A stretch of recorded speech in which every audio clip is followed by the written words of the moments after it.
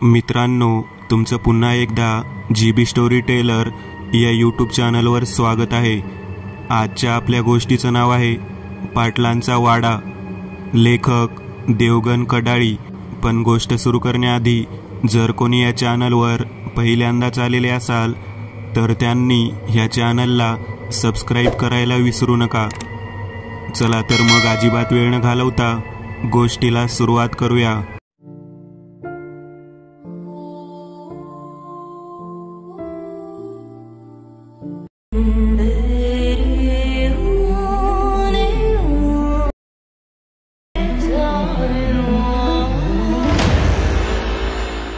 बा नीज गडे नीज नीज लढीवाळपणा लवांकुश बाळा मी वासंती आळविते अंगा चकुल्यांनो तुमची ताई लुकलुकती चिमणे डोळे जिबलीही चुटू चुटू बोलेवर उचलाया बाळ बाळमुक्यांची जोडी लावितसे लाडी गोडी किती दिवस अशी चाटणार ही बोटे वा गडे लवकरी मोठे।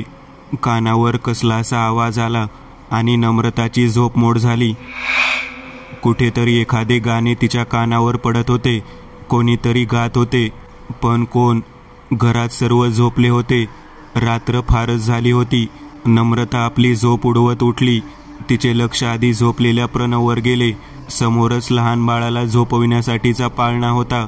रात्री केव्हा तरी बाळ ओरडायचे, आवाज कुठून तरी येत होता। नम्रताने आपली पावले सावकाश उचलली। तेलाचा दिवा मिणमिणत होता।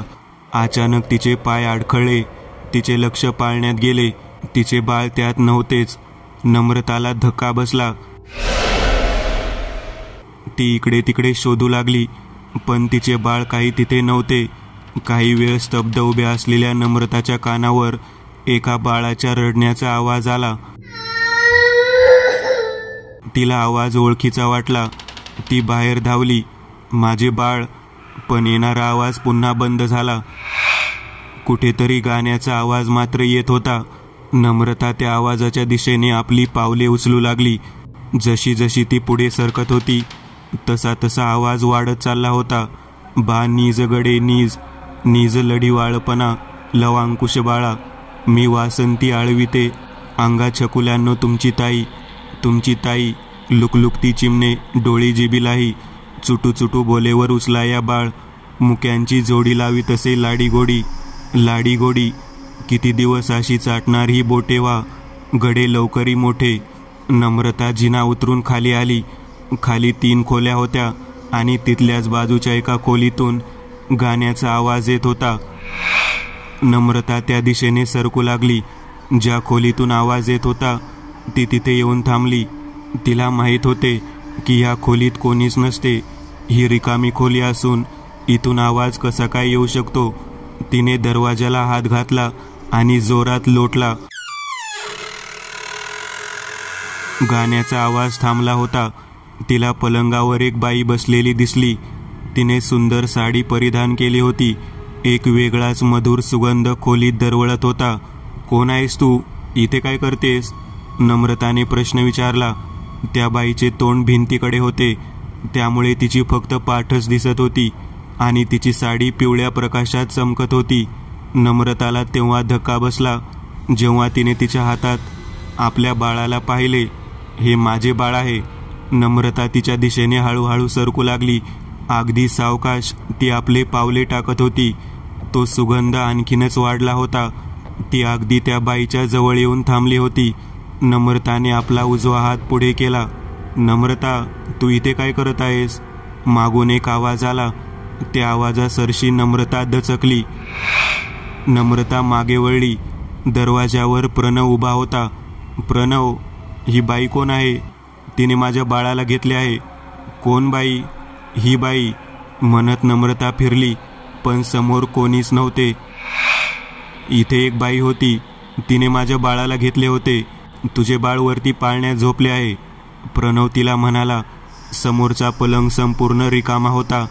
पलंग काय, खोलीतही कोणीच नव्हते। नम्रता मागे फिरली। खोलीतून निघण्याआधी तिला जाणवले की एक सुगंध दरवळला होता, जो मगाशी त्या खोलीत पसरला होता।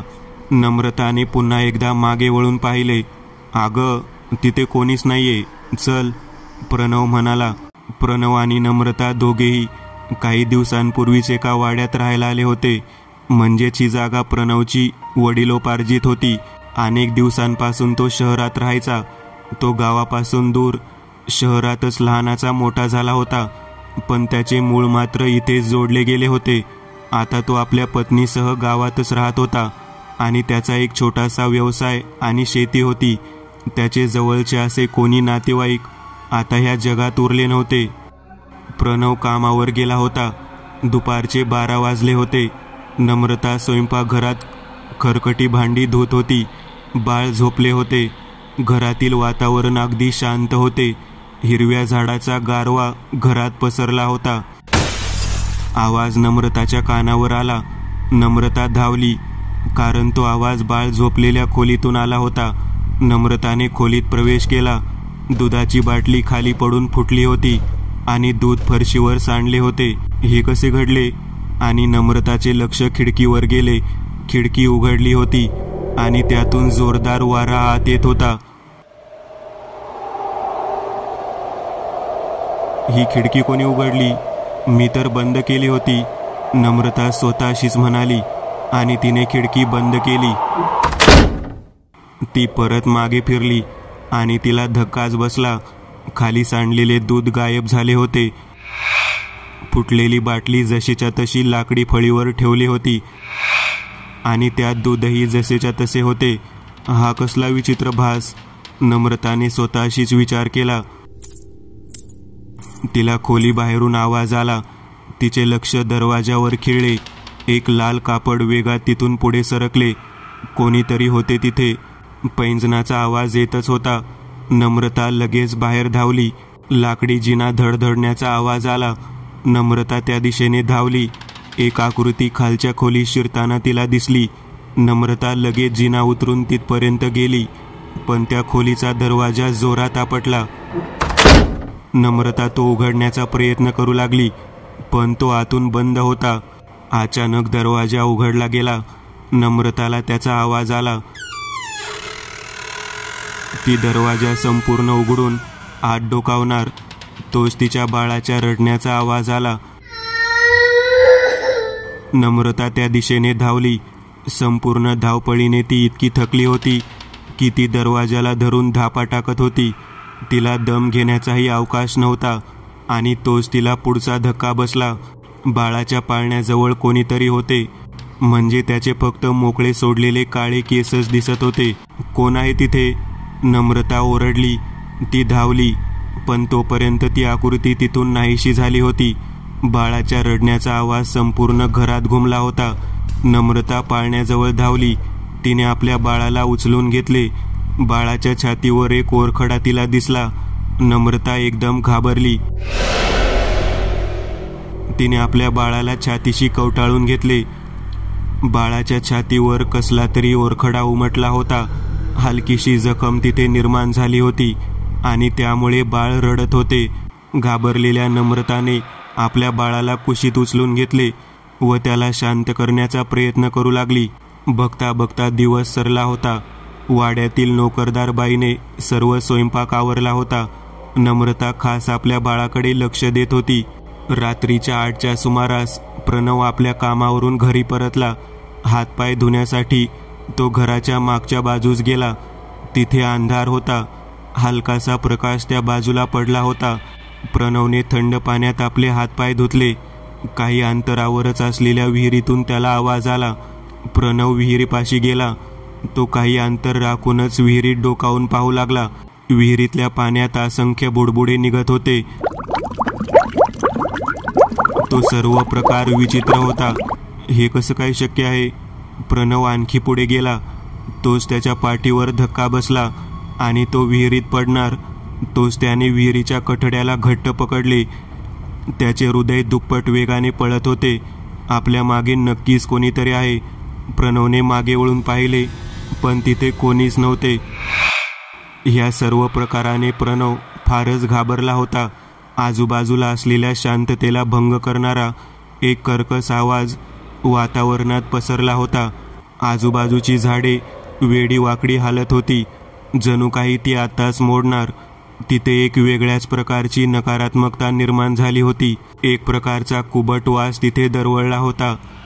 काय आहे हे? प्रणव विचार करू लागला. तोच एक मोठा आवाज त्याच्या कानावर आला. त्या आवाजाने प्रणव दचकला. घराच्या मागच्या दारात नम्रता उभी होती व तिनेच मोठ्याने त्याला हाक मारली होती. आहो, जेवायला चला. परत एकदा तिने प्रणवला हाक मारली. प्रणव भानावर आला. त्याने आजूबाजूला पाहिले. सर्व वातावरण अगदी शांत होते. पाणीही स्थिर होते व चंद्राच्या प्रकाशात चमकत होते. जेवण उरकून दोघेही खोलीत परतले. त्यांच्या घरात कामाला असलेली बाई तिच्या घरी निघून गेली होती. कसल्या तरी आवाजाने प्रणवला जाग आली. खोलीतील लाईट तर बंद होती, पण मंद दिवा तेवत होता. पुन्हा एकदा त्याच्या कानावर आवाज पडला. वाचवा, मला कोणीतरी वाचवा. प्रणव लगेच बाहेर धावला. जिना उतरून तो आवाज येत असलेल्या दिशेने धावला. आवाज मागच्या बाजूने येत होता आणि तिथे संपूर्ण काळोख होता. प्रणवने एक टॉर्च घेतली आणि मागचा दरवाजा उघडून तो बाहेर पडला. ही घराची तीच बाजू होती जिथे वाड्याची विहीर होती. आवाज विहिरीतूनच येत होता. प्रणव तिथे धावला. आतापर्यंत तो आवाज गायब झाला होता. प्रणवने विहिरीत डोकावून पाहिले. विहिरीत काहीच नव्हते. थोडा वेळ तो स्तब्ध उभा होता, पण काही वेळातच विहिरीच्या पाण्यात हालचाल होऊ लागली. प्रणवने आपली टॉर्च सुरू केली आणि विहिरीच्या काळोखात उजेड पाडला. हळूहळू विहिरीत बुडबुडे येऊ लागले. काही वेळातच ते अजून वाढले. पुढच्या क्षणी ते इतके वाढले की विहिरीचे पाणी फुटून आता वरती येणार असे वाटू लागले. एक विचित्र गोष्ट पाण्यातून बाहेर आली, जी पाण्यावर तरंगत होती. ती वस्तू एखाद्या फुग्याप्रमाणे दिसत होती. प्रणवने टॉर्चचा प्रकाश त्यावर पाडला आणि त्याच्या काळजाचा थर काप उडाला. एक फुगलेले मानवी शरीर पाण्यावर तरंगत होते. ते इतके सडले होते की त्याचा कुबट वास सर्वत्र पसरला होता. आपल्या मागे कोणीतरी उभे आहे असा भास प्रणवला झाला. त्याने आपली मान मागे फिरवली व त्याला धक्काच बसला. मागे खरोखरच कोणीतरी उभे होते. त्या धक्क्याने प्रणवच्या हातातील टॉर्च निसटली व विहिरीत पडली. एक कळ त्याच्या काळजातून सरसरी करत निघून गेली. समोर तेच विहिरीतील सडलेले शरीर उभे होते. त्याचा चेहरा तर ओळखण्यापलीकडचा होता. त्याच्या चेहऱ्यावर हास्य पसरले आहे असा भास प्रणवला झाला. त्या सडलेल्या शरीराने एक जोरदार धक्का प्रणवला दिला. प्रणव एक कोलांटी खाऊन खोल विहिरीत पडला. त्याला पोहता येत नव्हते. तो पाण्यात गटांगळ्या खाऊ लागला. पाणी त्याच्या नाकातोंडात जाऊ लागले.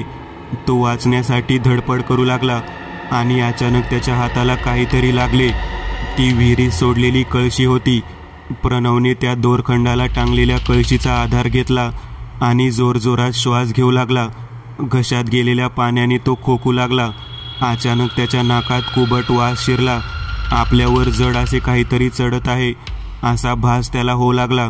अचानक एक सडलेला हात त्याच्या गळ्याभोवती आवळला. त्याच्यावर एक जड दडपण निर्माण झाले आणि तो खोल पाण्यात आत जाऊ लागला. प्रणवचे लक्ष गेले की हे ते सडलेले प्रेत होते जे त्याला विहिरीत बुडवत होते.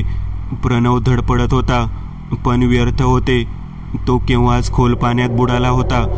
त्याच्या नाकातोंडातून पाणी आत गेले होते. त्याचा श्वास गुदमरला होता आणि त्याचे धडपडणारे शरीर शांत झाले होते. अचानक प्रणव खडबडून जागा झाला. तो जोरजोरात श्वास घेऊ लागला. घशात काहीतरी गेल्याप्रमाणे तो खोकू लागला. तो अगदी घामाने चिंब भिजला होता. तो आजूबाजूला पाहत होता. तो आपल्याच पलंगावर होता. नम्रताही प्रणवच्या अशा दचकून उठण्याने जागी झाली होती. त्याला अशा अवस्थेत पाहताच तीही घाबरली. काय झाले तुम्हाला?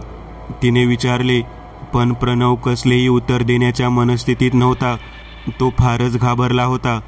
त्याच्या तोंडून फक्त एवढे शब्द फुटले, पाणी पाणी. समोरचा पाण्याचा तांब्या तिने प्रणवला दिला. तो घटाघटा पाणी प्यायला. त्याच्या कोरड्या पडलेल्या घशाला थंडक पडली.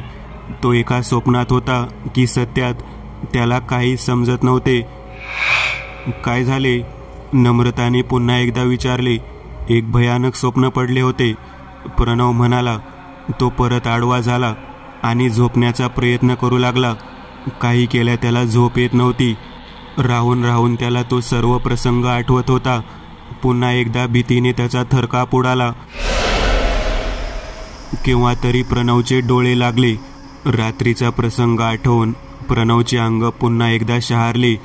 तेवढ्यात घरात काम करणारी बाई कमळा चहा घेऊन आली. मालक आपला चहा, ती चहाचा कप देत म्हणाली. मावशी, आपण इथे किती वर्षापासून कामाला आहात? बरीच वर्ष झाली मालक, आठवत नाही. मी इथे कामाला नव्हते तर तुमच्या शेतात मजुरी करत होते. बरं, आपल्याला माहीत असेल या वाड्याविषयी आणि आमच्या घरच्यांविषयी? इतकी माहिती तर नाही साहेब. मालकीनला एकदा पाहिले होते मी आणि आपल्या आजी आजोबांना खूप वेळा पाहिले होते. ते खूप चांगले होते, पण कुणास ठाऊक या घराला कुणाची नजर लागली होती.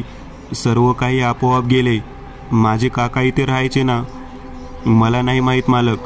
गावातले सांगतात की त्यांचा विहिरीत बुडून मृत्यू झाला होता. बरं, कोणीतरी असेल ना ज्यांच्याकडून मला ह्या वाड्याविषयी माहिती मिळू शकेल? एक म्हातारबुवा गावात आहेत. त्यांना गावात मोठा मान आहे. म्हणतात की ते पाटलांचे खास मित्र होते. कोण आहे तो? गंगाधर मुटे. प्रणवने चहा आवरला व तो आपल्या कामाकडे निघून गेला. गंगाधरला भेटायचे होते, पण ते काही त्याला महत्त्वाचे वाटले नाही. घरात नम्रता आपल्या बाळाला झोपवत होती. तिचे बाळ नुकते झोपले होते म्हणून ती दुपारच्या उन्हात आडवी पडली होती. खडकन बंद असलेले दार उघडले गेले. त्या आवाजाने नम्रता दचकून उठली. तिने मागे दाराकडे पाहिले. एक बाई पाठमोरी उभी होती. कोण आहे? नम्रताने हाक मारली. ती बाई चालू लागली. तिची काळी साडीही ओढली गेली. एका क्षणात सर्व काही घडले. त्यामुळे नम्रताला काय घडत आहे त्याचा अंदाजही आला नाही. परंतु एक काळपट आकृती तिने दारात पाहिली होती, जिने बहुतेक काळी साडी नेसली होती. नम्रता उठून धावली. कोणाच्या तरी चालण्याचा आवाज येत होता. हे कुठे गायब झाले म्हणून नम्रता इकडे तिकडे बघू लागली. तोच तिच्या पाठीला एक जोरदार धक्का बसला व तिचा तोल जाऊन ती खाली पडणार. तोच तिने लाकडी पट्टीला पकडले. ती वरच्या मजल्यावर लटकत होती. तोच खालच्या खिडकीची काच फुटली आणि सर्व धारधार काचा नेमका नम्रता लटकत असलेल्या खालच्या जागेवर येऊन स्थिरावल्या. नम्रता वरती चढण्याचा प्रयत्न करू लागली, पण तिला चढता येत नव्हते. शेवटी कसाबसा तिने आपला पाय दोन्ही पट्ट्यांच्या मध्ये अडकवला आणि संपूर्ण जोर देऊन ती चढण्याचा प्रयत्न करू लागली. तोच तिच्या दोन्ही हातांवर कशाचा तरी मार बसला आणि पुढच्या क्षणी तिचे हात सुटले. ती हवेत तरंगत खाली काचांवर वेगात आपटणार. तोच तिला कोणीतरी ढकलले. ती धडाम बाजूला जाऊन पडली. प्रणवने तिला बाजूला लोटले होते, पण तो काचांवर पडण्यापासून वाचू शकला नाही. काही काच त्याच्या हातात रुतले होते. तशाही स्थितीत त्याने स्वतःला सावरले असल्याकारणाने तो मोठाल्या काचांवर पडण्यापासून वाचला होता. नम्रताच्या हाताला अजूनही वेदना जाणवत होत्या, पण ती प्रणवजवळ धावली आणि तिने त्याला सावरले. नम्रताने प्रणवच्या जखमांवर पट्टी बांधली. तू तिथे काय करत होतीस? खाली काच सांडली असताना प्रणव नम्रतावर ओरडला. मलाच माहीत नाही, कोणीतरी मला धक्का दिला होता आणि सर्व काही आपोआप घडत होते, नम्रता म्हणाली. प्रणवचा हात वेदनेने ठणकत होता. त्याला काहीतरी आठवले आणि तो उठून बाहेर निघाला. कुठे चाललात? डॉक्टरांकडे जात आहे. नको जाऊ काय? बरं, सांभाळून जा. तूही स्वतःला सांभाळ. आता मावशी येईलच, काळजी घे म्हणत प्रणव बाहेर पडला. तो थेट गंगाधरच्या घरी येऊन पोहोचला. दुपारचे 3 वाजले होते आणि म्हाताऱ्याने खाट पकडली होती. त्यांच्याकडे पाहूनच वाटत होते की म्हाताऱ्याने 80 पूर्ण केली आहे. या पाटील, बसा. घरातील एका माणसाने प्रणवला आत घेतले. प्रणव वेळ न दवडता गंगाधर जवळ येऊन बसला. म्हातारा आपली विडी ओढण्यात मग्न होता. मला आपल्याकडे थोडे काम आहे. बरं, तू कोण आधी सांग. मी प्रणव, प्रतापरावांचा मुलगा. तू का तो लहान घ्या? लहान असताना तुला पाहिले होते. बरं सांग, काय काम काढलेस?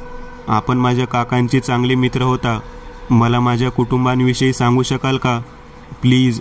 आधी तू मला त्या वेड्याचा मित्र सांगू नकोस. फक्त दारूसाठी त्याच्याबरोबर असायचो. तुझ्या बापाचे आणि त्याचे कधीच पटले नाही. शेवटी एकदा त्यांचे भांडण विकोपाला पोहोचले आणि तुझा बाप तुला आणि तुझ्या आईला घेऊन कायमचा निघून गेला. तो परत कधी आलाच नाही. शमशेर म्हणजे तुझा काका खूप हट्टी आणि विचित्र होता. तो दारू लई प्यायचा आणि नेहमीच विचित्र वागायचा. त्याची भाषाही ऐकण्यापलीकडची होती. बिचाऱ्याला मूल नव्हते. त्या कारणामुळे तो आपल्या बायकोला फार त्रास द्यायचा. शेवटी ती मेली आणि त्याने दुसरे लग्न केले. पण त्याच्या नशिबात मूल नव्हतेच. त्याची दुसरी बायको रान निघाली. भल्या भलत्याच्या मागे होती ती. शेवटी शमशेरने तिला चांगलाच सोप दिला. पण त्याच्या दुसऱ्याच दिवशी तो बेपत्ता झाला. तो एका आठवड्याने विहिरीत सापडला, अगदी फुगलेला, सडलेला. गावात एकच बोंब पसरला होता की त्या राणने त्याला मारले आणि तेही खरे होते. त्यानंतर ती गरोदर होती. पण ते मूल शमशेरचे नव्हतेच. ते मूल कोण्या दुसऱ्याचे होते. ती 7-8 महिन्याची बाळंतीण असतानाच तिचा विचित्र अवस्थेत खून झाला होता. अगदी विचित्र. म्हणतात की शमशेरच्या आत्म्याने तिला मारले होते. त्यानंतर तुझे आजोबा आणि आजीही गेले. तो वाडा तसाच ओसाड पडलेला होता. तिथे गावातील माणसे तर सोडच, साधी कुत्रीसुद्धा जाण्यास घाबरतात. तिथे अनेक जणांना पाटलांचे आणि त्या बाईचे आत्मे दिसले होते. तिथे गेलेले एकतर मेले नाहीतर वेडे झाले. तिथून रात्री विचित्र किंचाळण्याचे आवाज येत होते. गंगाधर म्हणाला आणि खोकत खोकत पुन्हा विडी ओढू लागला. गंगाधरने सांगितलेली कहाणी ऐकून प्रणवच्या पायाखालची जमीन सरकली. तो घामाने डबडबलेला होता. तो तसाच तिथून बाहेर पडला. शेवटी तो चालत चालत पुजारीच्या घरापाशी येऊन थांबला. आज शास्त्री बुवा होतेच. त्यांनी प्रणवचे स्वागत केले. प्रणवने घरात घडलेल्या सर्व घटना त्यांना सांगितल्या. शास्त्री बुवा म्हणाले, तुझ्या म्हणण्यानुसार तुमच्या घरात नक्की जर का काही असेल तर तुम्हाला तिथे राहणे धोक्याचे आहे, आणि जर का नसेल तर तुम्ही खुशाल राहू शकता. हे कसे कळेल की तिथे काही आहे किंवा नाही ते? प्रणवने विचारले. पुजारी आत गेला व त्याने 3 लिंब आणून दिली. ही घे. ही साधी लिंब नाहीत. जर का तुझ्या घरात नक्कीच काहीतरी असेल तर ही लिंब काळी पडतील. जिथे जिथे तुम्हाला भास झाला आहे तिथे तिथे ही लिंब ठेवा. जर का उद्यापर्यंत ह्या लिंबाचा रंग बदलला तर तुमच्या घरात नक्कीच काहीतरी वाईट फिरत आहे. आणि जर ही लिंब आहे तशीच टवटवीत असली तर निश्चित असा.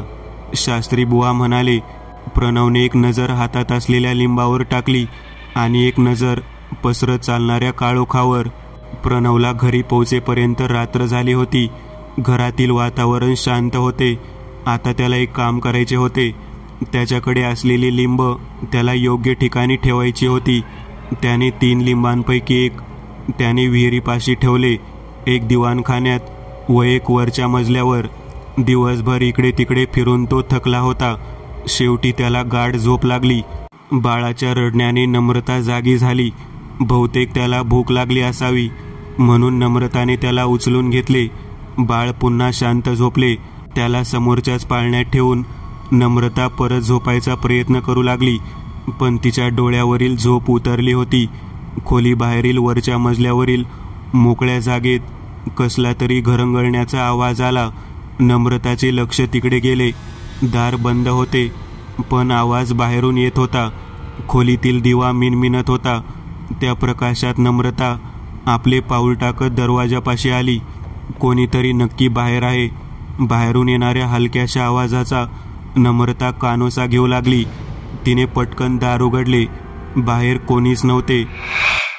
मग हा आवाज कसला होता? नम्रता इकडे तिकडे पाहत होती. तोच तसाच आवाज पुन्हा तिच्या कानावर आला. तिने त्या दिशेने पाहिले. एक काळी गोलाकार वस्तू आपोआप घरंगळत पुढे जात होती. हे काय आहे असा विचार करून नम्रता त्या वस्तूच्या मागे लागली. ती वस्तू जिन्यावरून घरंगळत थेट खाली आली. तिने आपला मोर्चा डाव्या दिशेने वळवला. नम्रताची नजर त्या वस्तूवर खिळली होती. ती त्या वस्तूच्या मागे होती. अचानक ती वस्तू कशाला तरी अडखळली. तिथे बल्ब पेटत असल्याने सर्वत्र उजेड होता. नम्रताचे लक्ष तिथे गेले. तिने पाहिले ती वस्तू कसल्या तरी काळ्या वस्तूवर जाऊन स्थिरावली होती. ते काळे पडलेले पाय होते. नम्रताने आपली नजर वरती उचलली आणि ती ओरडून मागे सरकली. तिथे एक काळी साडी नेसलेली काळपट स्त्री उभी होती. तिच्या काळ्या चेहऱ्यावरील कातडी सोलली गेली होती. तिचे डोळे पूर्ण पांढरे होते आणि नेहमीप्रमाणे तिच्या चेहऱ्यावर एक विचित्र हास्य होते. समोरच खुर्चीवर आणखी एक आकृती बसली होती. ती आकृती एका स्त्रीची होती. तिच्या अंगावर लाल साडी होती. घोट्यापासून दिसणारे पाय पूर्ण काळे होते. खुर्चीच्या लाकडी दांड्यावर ठेवलेले दोन्ही हात सोललेल्या कातडी सकट काळे पडले होते. तोंडावर मात्र केस लोंबकाळत होते, पण त्यातूनही तिचे लाल डोळे चमकताना दिसत होते. तिथे एवढेच दृश्य नव्हते तर आणखी बरेच काही मांडून ठेवले होते. नम्रता आतापर्यंत भीतीने हादरून गेली होती.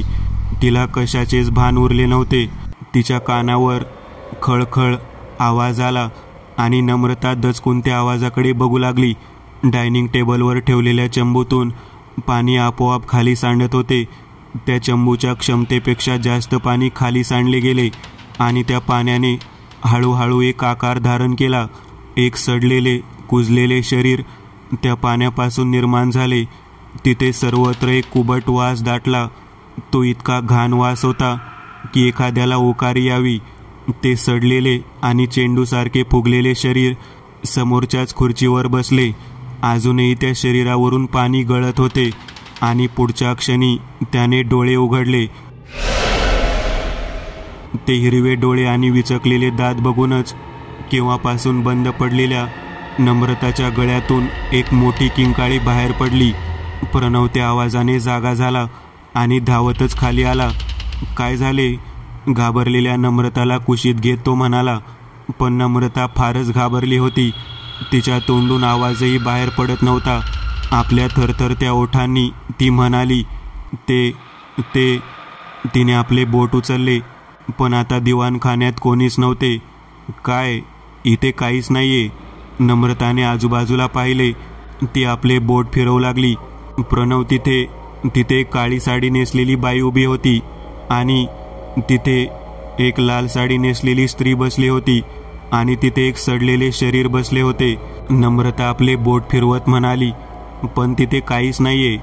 तुला ना भास झाला असेल. नाही प्रणव, तिथे कोणीतरी होते. अचानक प्रणव दचकला. त्याच्या काळजाची धडधड वाढली. जिथे जिथे नम्रताने आपले बोट उचलले होते तिथे एक बारीक काळी व गोल वस्तू पडली होती. प्रणवने निरखून पाहिले आणि त्याच्या पायाखालची जमीन सरकली. तेच लिंब होते जे त्याने पंडितांकडून आणले होते आणि ते तिन्ही लिंब पूर्ण काळी पडली होती. एक त्यांच्या समोर काही अंतरावर होते तर एक खुर्चीपाशी आणि एक डायनिंग टेबलच्या खुर्ची शेजारी. अचानक डायनिंग टेबलवरील पाण्याचा चंबू खाली पडला. तो नेमका त्या लिंबावर पडला आणि काही अंतरावर जाऊन तो खाली दण आणला. त्यातील पाणी खाली सांडले. पण नम्रता आणि प्रणवचे लक्ष त्या लिंबाकडे गेले ज्यावर चंबू आपटला होता. दोघेही एकदम हादरून गेले, कारण त्या फुटलेल्या लिंबातून रक्त बाहेर सांडले होते. दारावर थाप पडली. त्या ठकठकेने शास्त्री बुवा उठले आणि त्यांनी दरवाजा उघडला. समोरच प्रणवला बघून ते दचकले. प्रणवचा चेहरा काळजीने भरला होता. या पाटील, या आत या. सर्व काही ठीक आहे ना? शास्त्री बुवा म्हणाले. प्रणवने आपल्या हाताच्या मुठी उघडल्या आणि दोन्ही हात शास्त्री बुवा समोर धरले. ते सर्व पाहताच पंडित 2 पावले मागे सरकले. हे कसे काय शक्य आहे? पंडितच्या चेहऱ्यावर घाम फुटला होता. आम्हाला मदत करा पंडितजी, आम्हाला मदत करा. प्रणव गयावया करत म्हणाला. इथपर्यंत मला जे काही करता आले ते मी केले, पण असल्या वाईट शक्तींना काबूत आणणे किंवा त्यांना पळवणे माझ्या हातात नाही. तुम्हाला कोणातरी अशा व्यक्तीची मदत घ्यावी लागेल जो भूत प्रेत पळवण्याचा जाणकार असेल. शास्त्री बुवा म्हणाले. तो कोण आहे? मी आता कुठे शोधू? प्रणवने पंडितला विचारले. मी एका मांत्रिकाला ओळखतो जो गावाच्या वेशीबाहेर असतो. तुला त्याला भेटले पाहिजे. मात्र एक गोष्ट लक्षात ठेव, त्या घरात सांभाळून राहा. शास्त्री बुवा म्हणाले. प्रणव तिथून बाहेर पडला आणि आपली गाडी घेऊन तो त्या मांत्रिकाच्या शोधात निघाला. रात्र पडली होती. प्रणवने कार वाड्यापासून काही अंतरावर थांबवली. त्यातून एक काळे वस्त्र परिधान केलेली व्यक्ती बाहेर पडली, ज्याचे केस मानेपर्यंत वाढले होते. त्याचा आणखी एक सहकारी गाडीतून उतरला. हेच का ते घर? त्याने प्रणवला विचारले. होय. ते तिघेही वाड्याच्या दिशेने चालू लागले. वाड्यात कोणीच नव्हते. प्रणवने नम्रताला आधीच वाड्यात काम करणाऱ्या कमळाच्या घरी जायला सांगितले होते. तो मोठा वाडा अवाढव्य वाटत होता. दिवसा सुंदर दिसणारा तो वाडा रात्री मात्र फारच भयंकर दिसत होता. जणू समोरच मृत्यू आवासून उभा आहे. एकंदरीत तिघांनी आत प्रवेश केला. आतापर्यंत तर वाड्यात सर्व काही शांत होते. मुख्य मांत्रिकाने घरभर नजर फिरवली आणि आपल्या सहकार्याला इशारा केला. त्यांनी झोळीतून बरेच दिवे काढले. त्यांनी ते सर्व वर्तुळाकारात ठेवले.